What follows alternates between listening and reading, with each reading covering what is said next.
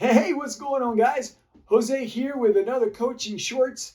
This time we're talking about the pre-shot routine. I spoke about it a little bit during a previous Coaching Shorts, but it deserves its own segment. If you don't know what a pre-shot routine is, you may believe you have one. After all, we all have to set up somehow for a shot. We got to get prepared. We got to figure out what we want to throw, how we're going to throw it, what's the line look like, and we set ourselves up for the shot. However, we usually miss the mental element, which in my opinion is the most important part of a pre-shot routine. A pre-shot routine gets our mind and body ready to execute the shot. So what are the steps?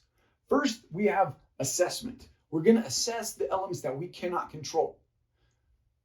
The distance we're going to throw the shot, the wind and wind direction. How are those going to affect what we're trying to do? 2, spots and setup.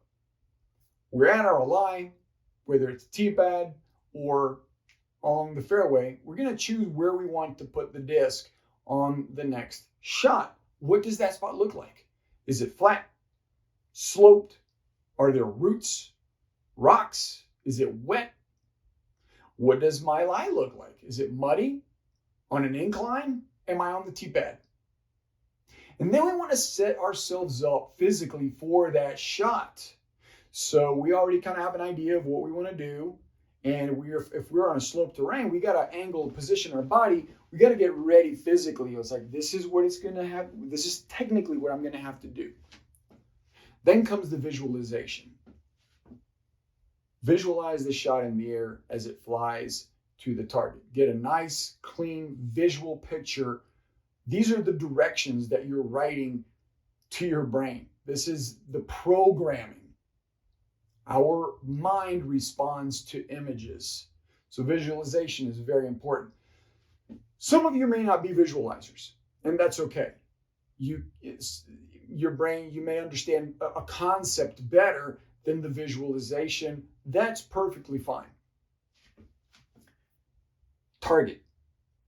I have my line chosen, I visualized it, and then on that initial trajectory, if I'm going to throw a nice little gentle baby hyzer that's going to fade, I'm looking initially, where is that shot going? Is there a discolored leaf in the background, right on that line, or a notch on a tree, something? And I'm going to keep that spot in mind. That's my aim point. That's my bullseye. More on that in a second. Practice swings. I know what the shot looks like. I know what my body setup is going to be like, my position, my posture, my alignment, and I'm going to get some practice swings for it. And each practice swing is going to make me more and more confident in the shot. That's what the practice swings are for, confidence building. Then I'm going to step back to my starting position. I'm going to look at that target one last time, and then I'm going to go.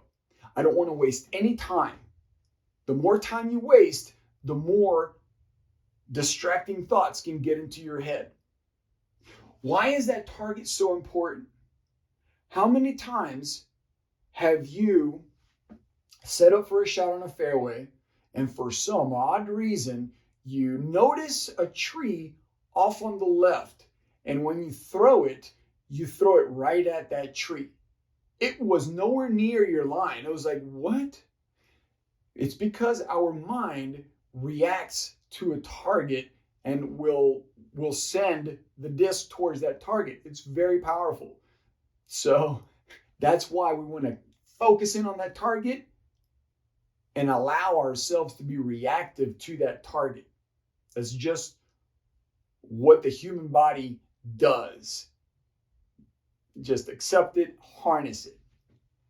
A couple of things that I want you to be aware of in a pre-shot routine. It is not a dance. It's not a choreography. I've heard different players say that, oh, I grab my chalk bag and I tap it on my disc 3 times. I drop it on the same spot. I do 4 practice swings, and then I set up. I tip my cap a little bit. I roll my shoulders. All right, you're dancing. You need to go to Dancing with the Stars, because this is not what we're here to do. The pre-shot routine is about getting ready for the shot. 2, you wanted to make it short. Why? Because we only have 30 seconds in competition to make a shot. So if you look at all these steps, that's 8 seconds for me. I don't go step by step by step by step. Initially, you may have to as you get used to it and learn it. These, with time, it'll just kind of like flow in through one another. It'll just be a seamless flow, and you get it done really, really fast the more you do it. As you're learning it, write it down so you know you don't skip any steps. You want to make it a part of your casual rounds, practice rounds, field work. You want to work it there too because you want to make it a habit.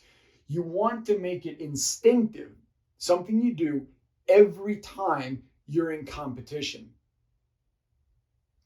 If your pre-shot routine is 20 seconds long, then if you have to start over, which is a must, okay, it's a must. If you get distracted halfway through the routine, whether it's a distracting thought or somebody hits an ace and everybody's cheering, you don't want to start back on 3 and go again. No, you got to start at the beginning.